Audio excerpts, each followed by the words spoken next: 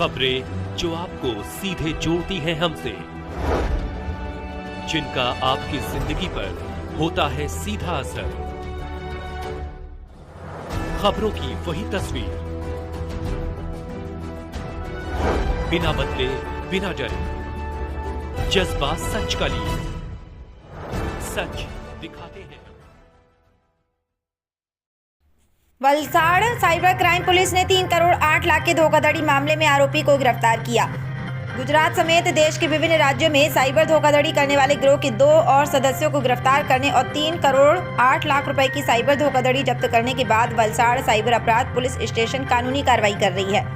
माननीय उप मुख्यमंत्री श्री हर्ष संघवी साहब के नेतृत्व और व्यक्तिगत मार्गदर्शन में तथा गुजरात राज्य के पुलिस महानिदेशक और मुख्य पुलिस अधिकारी श्री डॉक्टर KLN राव साहब, सूरत मंडल के पुलिस महानिरीक्षक श्री प्रेमवीर सिंह साहब और वलसाड़ के पुलिस अधीक्षक श्री युवराज सिंह जडेजा साहब के निर्देशों के अनुसार पुलिस ने Valsad cyber crime police station के पुलिस निरीक्षक श्री BD जीतिया को साइबर अपराधों में इस्तेमाल होने वाले फर्जी बैंक खातों का उपयोग करके साइबर अपराध करने वाले अपराधियों के खिलाफ कानूनी कार्रवाई करने के लिए आवश्यक निर्देश और मार्गदर्शन दिए हैं। आपको बता दें कि नई दिल्ली स्थित 14सी भारतीय साइबर अपराध समन्वय केंद्र से प्राप्त सूचना के आधार पर पुलिस बल के सदस्य DS पटेल और भारत सरकार की साइबर टीम ने फर्जी बैंक खातों से प्राप्त जानकारी के आधार पर उस बैंक खाते की जांच की जिसमें साइबर धोखाधड़ी की रकम जमा थी। इस जांच में देवाईबाड़ प्राथमिक विद्यालय के पास मागोदजी वलसाड़ निवासी अयूब कादिर भाई शेख को गिरफ्तार किया गया। आगे की जाँच के आधार पर पुलिस ने उपरोक्त अपराध में खाता प्राप्त करने वाले आरोपी मितेश दीपक पटेल से पूछताछ शुरू की। इसी दौरान तकनीकी विश्लेषण और मानव संसाधन के आधार पर आरोपी मितेश को गिरफ्तार किया गया। मितेश से पूछताछ करने पर पता चला कि उसने विभिन्न लोगों से खाते प्राप्त किए और उन्हें सूरत में रहने वाले तुषार बाबू भाई घंटाला को देकर कमीशन प्राप्त किया। बाद में मिली विशिष्ट सूचना के अनुसार ये तुषार बाबू भाई सूरत में ही है। तुषार को गिरफ्तार कर लिया गया है, जिसके बाद जांच में पता चला कि तुषार दुबई में रहने वाले मुख्य मुखबिर मिलन दर्जी के आदमियों को हिसाब दे रहा था और मिलन दर्जी ने साइबर धोखाधड़ी की थी और साइबर धोखाधड़ी के लिए पैसे भेजे थे। ये भी पता चला कि उपरोक्त गिरफ्तार आरोपी के खिलाफ देश भर में 45 से अधिक साइबर धोखाधड़ी की शिकायतें दर्ज की गई थी। इसके अलावा ये भी पता चला कि मितेश पटेल ने फर्जी डाकघर और सूरत साइबर अपराध डाकघर में वोट दिया था। अपराधियों को रिमांड पर लेने के बाद आगे की जांच की जा रही है। सूरत से नरेंद्र पटेल की रिपोर्ट। और પોલીસની તપાસ એજન્સીમાં એવું જાણવા મળેલું છે કે કેટલીક ઠગ ટોળકીઓ જે છે એ જ્યારે કોઈ સાયબર ક્રાઇમ આચરે છે ત્યારે એ સાયબર ક્રાઇમના નાણાં અમુક એકાઉન્ટમાં જમા કરાવે છે। આ પર્ટિક્યુલર એવા એકાઉન્ટ છે જે એકાઉન્ટને બીજા વ્યક્તિના નામના એકાઉન્ટ હોય છે, પણ એ એકાઉન્ટ વાપરવા માટે જે તે વ્યક્તિને કમિશન રૂપે પૈસા આપવામાં આવતા હોય છે। એટલે મૂળ વ્યક્તિનો એકાઉન્ટ નથી હોતું, પણ બીજાનો વ્યક્તિનો એકાઉન્ટ એ પોતે આ સાયબર ક્રાઇમના ફ્રોડમાં વાપરતા હોય છે। આ જે પ્રકારના એકાઉન્ટ છે તેને મ્યુલ એકાઉન્ટ કહેવામાં આવે છે। કેટલા લોકો બંધ પકડાયું છે અત્યારે?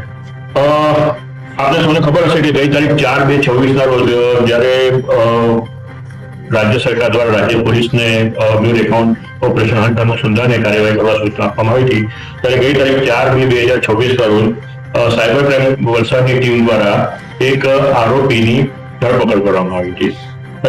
મ્યુલ એકાઉન્ટની તપાસ અનુસંધાને આ આરોપી અયુબ કાદિરભાઈ શેખની જે તે તારીખે તારીખ 4/2/2024 રોજ ધરપકડ કરવામાં આવી હતી અને આ ધરપકડ પછી એના ઇન્વેસ્ટિગેશન હાથ ધરવામાં હતું। જે તે વખતે 66 લાખ રૂપિયા જે છે એનું ફ્રોડ ધ્યાન ઉપર આવેલું। ત્યારબાદ ઊંડાણપૂર્વક તપાસ કરવામાં આવતા આ કાદરભાઈ અબ્દુલભાઈ કાદરભાઈ શેખની ઊંડાણપૂર્વક તપાસ કરતા આ વ્યક્તિ પોતાનું એકાઉન્ટને મૂળ એકાઉન્ટ તરીકે અન્ય એક વ્યક્તિને આપતો હતો અને એનું કમિશન એ પોતે લેતો હતો। જે વ્યક્તિના એકાઉન્ટ એ આપતો હતો તે એકાઉન્ટ જે છે એ મિતેશ દીપકભાઈ પટેલને એ એકાઉન્ટ વાપરવા માટે આપતો હતો અને એનું કમિશન પોતે એમની પાસેથી લેતો હતો। ત્યાર પછી પોલીસ ઇન્વેસ્ટિગેશન કરી અને મિતેશ દીપકભાઈ પટેલ એનું હ્યુમન ઇન્ટેલિજન્સ અને ટેકનિકલ એનાલિસિસના આધારે એનું તપાસ તજવીજ કરતા એની ધરપકડ કરવામાં આવી। મિતેશનું ઇન્ટરોગેશન કરતા પોતે આ એકાઉન્ટ જે છે એ અન્ય ત્રીજા ઇસમને વાપરવા માટે આપતો હતો અને એ વ્યક્તિનું નામ હતું તુષાર બાબુભાઈ ઘંટાળા। ટૂંકમાં આ બંને વ્યક્તિઓ જે છે એ પોતે મ્યુલ એકાઉન્ટ જે છે એના કમિશન લઈ અને અન્ય એક વ્યક્તિને વાપરવા માટે આવતા હતા। જે ચોથો વ્યક્તિ જે આમાં ઇન્વોલ્વ જે છે એ વ્યક્તિ જે છે એ મિલન સુરેશભાઈ દરજી કરીને જે છે જે હાલ વિદેશમાં હોવાની પ્રાથમિક માહિતી મળેલી છે. જે બંને આરોપી પકડાયા છે મિતેશ દીપકભાઈ પટેલ અને તુષાર બાબુભાઈ ગંધાળા એ બંનેની પૂછપરછમાં અને ઊંડાણપૂર્વક તપાસ કરતા અત્યાર સુધીમાં કુલ 3 કરોડ 8 લાખ રૂપિયા જેટલી રકમ જે છે એનો સાયબર ફ્રોડ પ્રાથમિક દ્રષ્ટિએ થયો હોવાનું જાણવા મળેલું છે. અન્ય કિસ્મ જે છે મિલન સુરેશભાઈ વાઘેલા તેની તપાસ તજવીજ ચાલુમાં છે. મિતેશ અને તુષારભાઈ હાલ પોલીસ કસ્ટડીમાં અને રિમાન્ડ ઉપર છે. આરોપીઓ આજે મુખ્ય સૂત્રધાર છે. અન્ય લોકોના એકાઉન્ટ ભાડે રાખવા માટે કેટલા કમિશનની લોભામણી લાલચો આપતા હતા?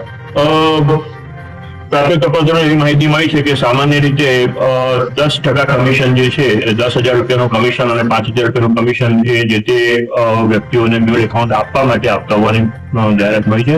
આ મ્યુલ એકાઉન્ટ આપનાર વ્યક્તિ જે છે એ જુદી જુદી એકાઉન્ટમાં પોતાના જે પેપર્સના આધારે પોતે એકાઉન્ટ ખોલાવતા હતા અને આ ખોલાવવાની જે એકાઉન્ટ ઓપનિંગ કી હોય એ બીજા વ્યક્તિને એટલે કે જેને ઓપરેટર હોય એને એ લોકો સબમિટ કરી દેતા હતા અને એ કરવાથી લોકોને 5,000 થી લઈને 10,000 સુધીનું કમિશન ટ્રાન્ઝેક્શન અનુસંધાને મળતું.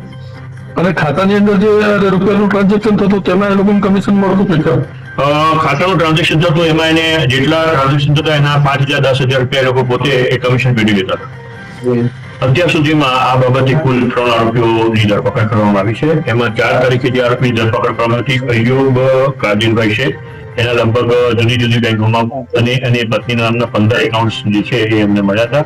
એની ડિટેલની તપાસ કરતા બંને આરોપીઓ મિતેશ દીપકભાઈ પટેલ અને તુષાર બાબુભાઈ ગંધાળા એ બંને ઇન્વેસ્ટિગેશનમાં એમના અત્યાર સુધીમાં કોઈ 40 જેટલા જુદી જુદી બેંકોમાં એકાઉન્ટ હોવાની મને માહિતી મળે છે. હાલ બંને આરોપીઓ જે છે પોલીસ કસ્ટડીમાં રિમાન્ડ હેઠળ છે. હજુ બીજું વધુ એકાઉન્ટ મળવાની સંભાવના નકારી શકાય તેમ નથી.